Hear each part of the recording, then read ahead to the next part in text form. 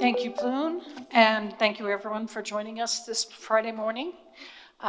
First thing I want to do is welcome all the participants on Zoom. They have been crushed that they have not been able to participate the first 2 days of MojaCom. And as much as they'd like to be here in person, sometimes they just have to dial in remotely. So welcome to those that are on Zoom today. We're happy to have you and hope that you have lots of questions, and we'll be monitoring the Zoom channel to make sure that you're included in the discussion. So the first question I have is, does anyone remember Simeon Orico? Show of hands. Okay, raise your hand if you do not know Simeon. Okay, so those are people that are new to MojaCom. Simeon was our first community manager, and he usually led these sessions. Ploon is now taking over MC with the community. The other thing we'd want to know that Simeon would often ask is, how many people have been to 3 or more MojaComs? 3 or more? Okay. Ooh, I'm going to have to weed out some people. 5 or more? Okay, look at who has their hands up. If you need any help or any questions answered about MojaLoop, these are the people to talk to. I think some of you have been to more than 20 MojaComs. So anyone that left their hands raised after 5, I can assure you they know all the history and background of this community. So I want to start with a little digression and talk about our mission. And our mission has not changed since we founded the MojaLoop Foundation in May of 2020. Our mission is to advance financial inclusion and bring more unbanked and underserved citizens into the digital economy. And that has not wavered. That has been our mission. And as many of you know, deploying a new payments infrastructure in any country takes time. And sometimes it takes 2 years or 3 years or 4 years. But I hope what you've observed this week is that we have tremendous momentum in countries across this continent and beyond. And we're seeing more and more MojaLoops come online and bringing citizens into the digital economies in those countries. So I'm thrilled to see that progress. As many of you know, I'm retiring this year. And I'm thrilled to see that I'm retiring with things with tremendous momentum across the world. But how do we do this? How do we accomplish this mission? It's you folks in the room that help us make this happen. The MojaLoop team is relatively small. We depend on people to show up and contribute to our community. And you, by being here today, are just what we need. Contributors to the discussions about the requirements, the evolution of the technology, your new needs, how to train your staff, how to build capacity in countries. All of those things are contributions to our success. And so we thank you for that effort. So I'm not going to spend more time today. I know you've heard a lot of thank yous, and we sincerely love having you here in person. It makes the world a difference in having you face to face. Appreciate you staying for day 3.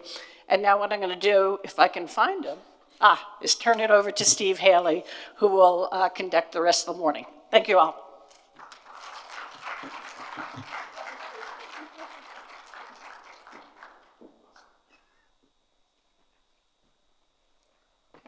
Thank you, Paula. And yeah, I feel like every time I get up on this stage at this event, I've wanted to once again thank Paula and once again acknowledge her. So if we can have one more round of applause for Paula.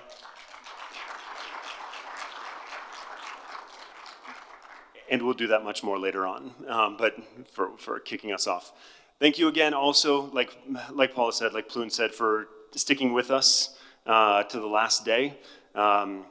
After 3 days of IFF and all the pre-events that we also did, so it feels like about 6 days of IFF, I'm personally exhausted, so I can't imagine how everyone else feels.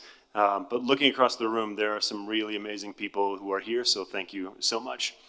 Like Paula said, what we've seen over the past year at MojaLoop, for those of you paying attention, I mean, actually, now that I think about it, like, IFF last year, 1 year ago. Anybody here for IFF 1 year ago? Now, a few of you are here. Come on. There are a few of you are not listening. Paula, you were here a year ago for IFF, right? Inclusive FinTech Forum? Didn't we do a big announcement last year at IFF? Oh, sorry, you were there. So, Miller, you were the only one here. Manzi was there, Desire was there, Alain was here for sure. Oh, that's right, Victor, you were there. So a year ago today is when eCash, built on MojaLoop, formally launched. 1 year. So for those of you who are counting the number of people in here who are saying to yourself, yeah, I'm now going live, I'm now going live, I'm now going live. We currently have 3 countries that are running live transactions on MojaLoop with Liberia, Rwanda, and the Gambia.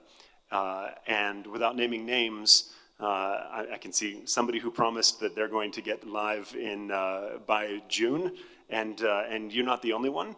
There are about 3 or 4 countries that are saying that they're going to be live by the end of Q2. And in total, if the community works hard and all of you work hard, it looks like that MojaLoops will be live in at least 13 countries by the end of 2026.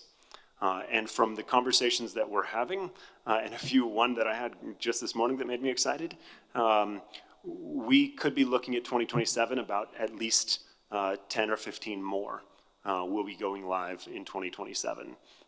And so the idea that we go from 1 in a year ago to 15 by the end of this year, and then potentially 25 plus by the end of next year, is frankly insane. I challenge anyone to find a growth of a fundamental infrastructure that happens that fast, whether private sector, open source, or whatever, across the world. So huge kudos to all of you for making that happen. But one of the things that Paula did mention is that the only way that happens is with all of you. If we're going to get to that scale, now we've got to the scale, everyone says, hey, great, we all like this idea.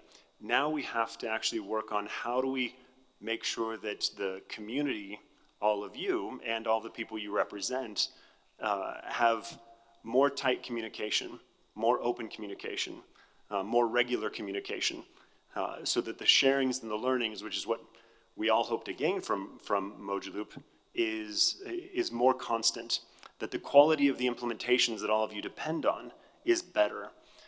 And so that's what we're going to be focusing on over the next year.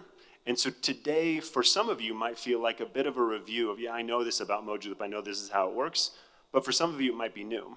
And what we want the conversation to turn to today, as opposed to what we've done in previous MojaComs, is really getting back to that community dialogue type of convening that we had in the past. When Paula made everybody raise their hands of how many MojaComs they've been to, there was a time when it was a much smaller group, and there actually wasn't even a podium, there wasn't even panels, it was just people talking. And I remember one was actually like 8 of us around a boardroom. And so we want to get back to this today. So a slight experiment today, so please bear with us as we try to make it a much more interactive session than we've had at other MojaComs. And again, what we really want to do is go back to basics and make sure everybody fully understands what MojaLoop is, what the MojaLoop Foundation is, how we're structured, and how we work. And this is the beginning of a conversation that's going to extend into the much wider community, who all of you represent, to make sure that we have better cohesion among the community members. That's the direction we want to go. So in both the content today and the format today, that's what we're going to be trying to drive.